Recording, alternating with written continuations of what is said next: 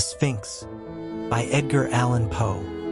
During the dread reign of the cholera in New York, I had accepted the invitation of a relative to spend a fortnight with him in the retirement of his cottage ornée on the banks of the Hudson. We had here around us all the ordinary means of summer amusement, and what with rambling in the woods, sketching, boating, fishing, bathing, music, and books, we should have passed the time pleasantly enough, but for the fearful intelligence which reached us every morning from the populous city.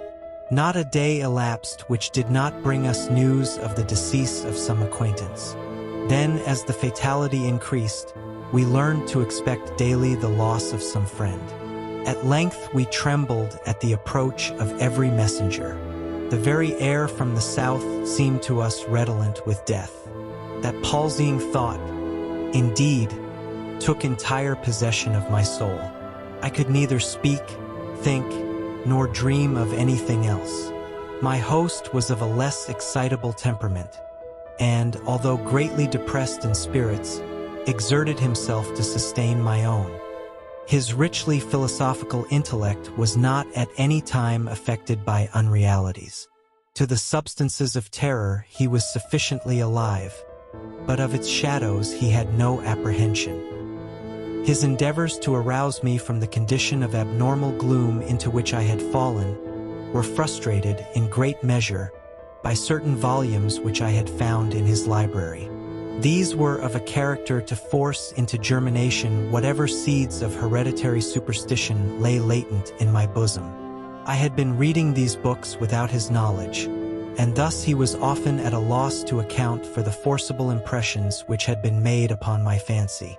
A favorite topic with me was the popular belief in omens, a belief which, at this one epoch of my life, I was almost seriously disposed to defend.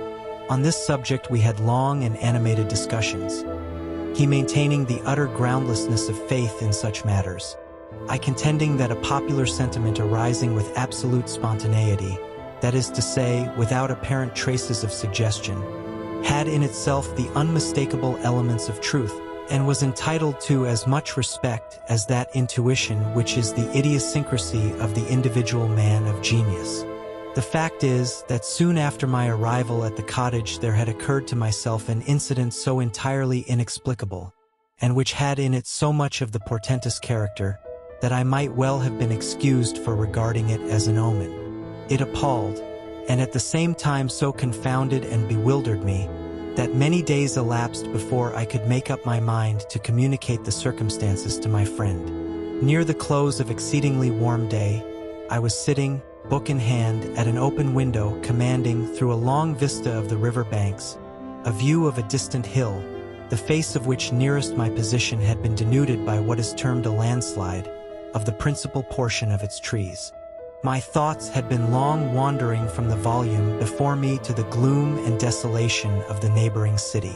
Uplifting my eyes from the page, they fell upon the naked face of the bill, and upon an object, upon some living monster of hideous conformation, which very rapidly made its way from the summit to the bottom, disappearing finally in the dense forest below. As this creature first came in sight, I doubted my own sanity, or at least the evidence of my own eyes, and many minutes passed before I succeeded in convincing myself that I was neither mad nor in a dream. Yet when I described the monster, which I distinctly saw and calmly surveyed through the whole period of its progress, my readers, I fear, will feel more difficulty in being convinced of these points than even I did myself. Estimating the size of the creature by comparison with the diameter of the large trees near which it passed, the few giants of the forest which had escaped the fury of the landslide, I concluded it to be far larger than any ship of the line in existence. I say ship of the line because the shape of the monster suggested the idea.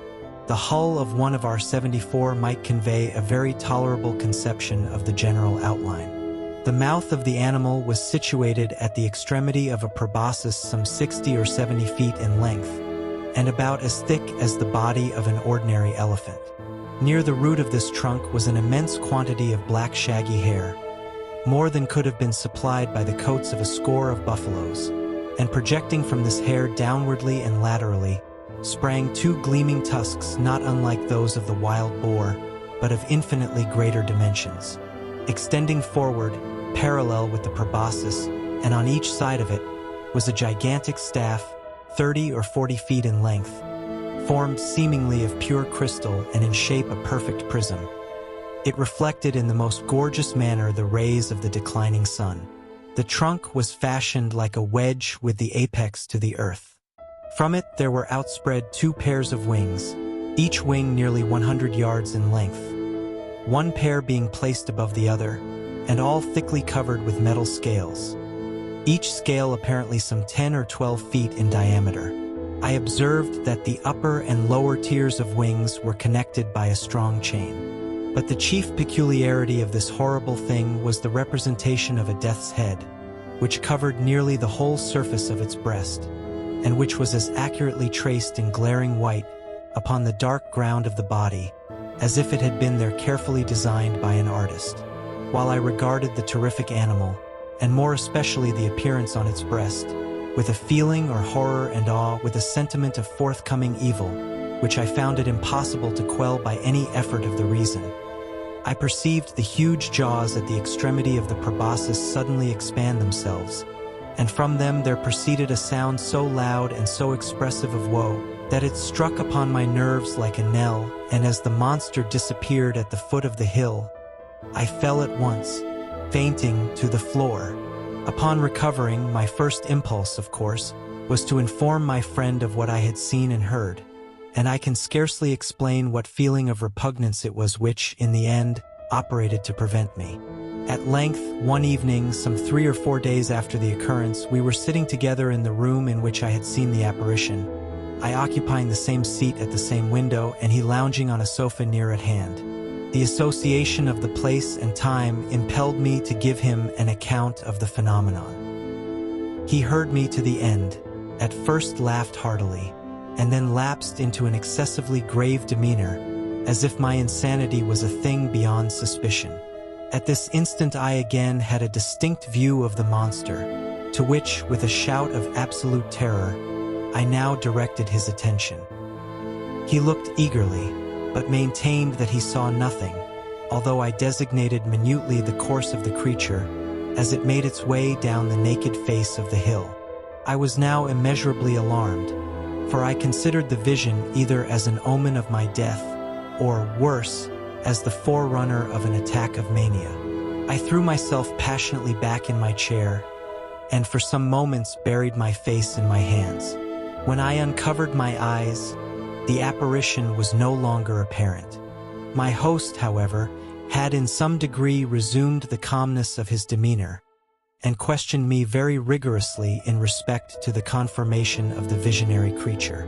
When I had fully satisfied him on this head, he sighed deeply, as if relieved of some intolerable burden, and went on to talk, with what I thought a cruel calmness, of various points of speculative philosophy, which had heretofore formed subject of discussion between us.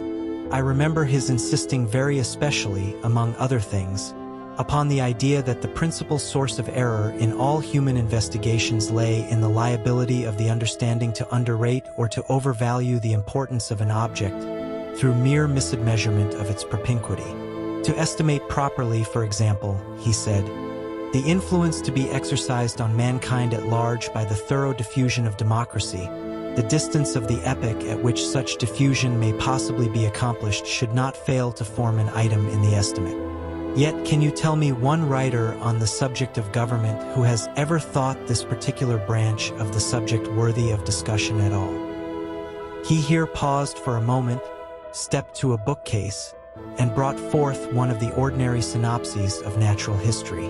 Requesting me then to exchange seats with him, that he might the better distinguish the fine print of the volume, he took my armchair at the window, and, opening the book, resumed his discourse very much in the same tone as before.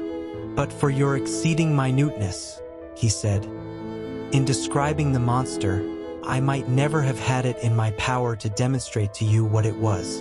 In the first place, let me read to you a schoolboy account of the genus Sphinx, of the family Crepuscularia of the order Lepidoptera, of the class of Insecta or insects. The account runs thus. for membranous wings covered with little colored scales of metallic appearance. Mouth forming a rolled proboscis produced by an elongation of the jaws, upon the sides of which are found the rudiments of mandibles and downy palpi. The inferior wings retained to the superior by a stiff hair. Antennae in the form of an elongated club, prismatic, abdomen pointed. The death's-headed Sphinx has occasioned much terror among the vulgar, at times, by the melancholy kind of cry which it utters, and the insignia of death which it wears upon its corslet. He here closed the book and leaned forward in the chair, placing himself accurately in the position which I had occupied at the moment of beholding the monster. "Ah, here it is," he presently exclaimed.